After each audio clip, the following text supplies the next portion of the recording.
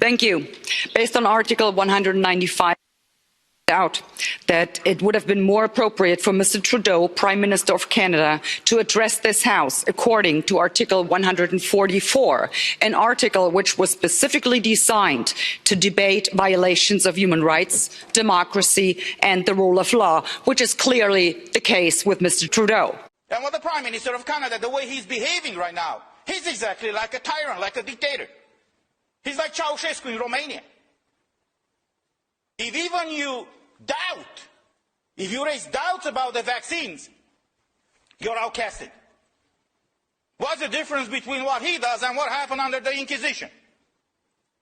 See, on one side they say, well, we should not believe in God, but on the other side they say, believe in science. We don't have to. Science is not about belief. Science is about measurements, conclusions, hypotheses, and arguments. We got to a point right now where even if you say something, if you raise any doubts, you're already considered, as whatever, they label you in very different ways. This is not okay. And I have to tell you, that when I saw the protests in Canada, the way the truckers over there reacted, I got in touch with some of them, others contacted me, I congratulated them, and I want to use this opportunity to thank them, and I hope this movement for freedom and for rights is spreading all around the world, because at the end of the day we have to make sure that all these elected officials, they understand that they were elected in those offices to work for the people, not to behave like masters of slaves. Thank you. Honourable members, we keep discussing here our European democratic values that underpin all of our actions. I worked in Syria and Pakistan for many years as a diplomat and therefore value democracy very highly. Now, the invitation to Canadian PM Justin Trudeau is an invitation to someone who's been trampling on democratic rights, who's been cracking down on people who protested against disproportionate corona measures,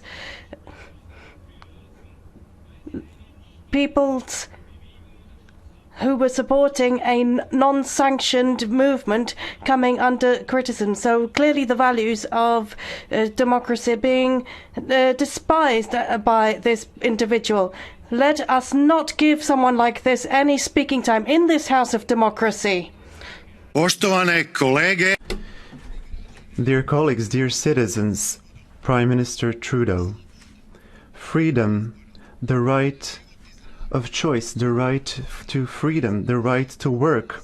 For many of us, these are basic, fundamental human rights that millions of people across Europe and across the world have given their lives in order to defend our rights and the rights of our children, rights that we have fought for centuries. Many of us, including me, myself personally, are ready and willing to risk our own freedom and to lay down our own lives. Unfortunately, today among us, there are also those who want to trample those basic rights. Canada, once a symbol of the modern world, is under your quasi-liberal leadership, and over the past few months it has become a symbol of violating basic human rights and civic freedoms.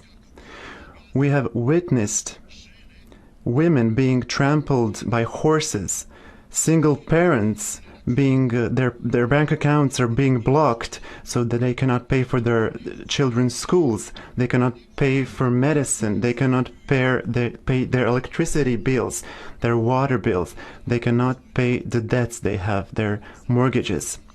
For you, maybe these are liberal methods, but for many citizens across the world, this is a dictatorship of the worst kind.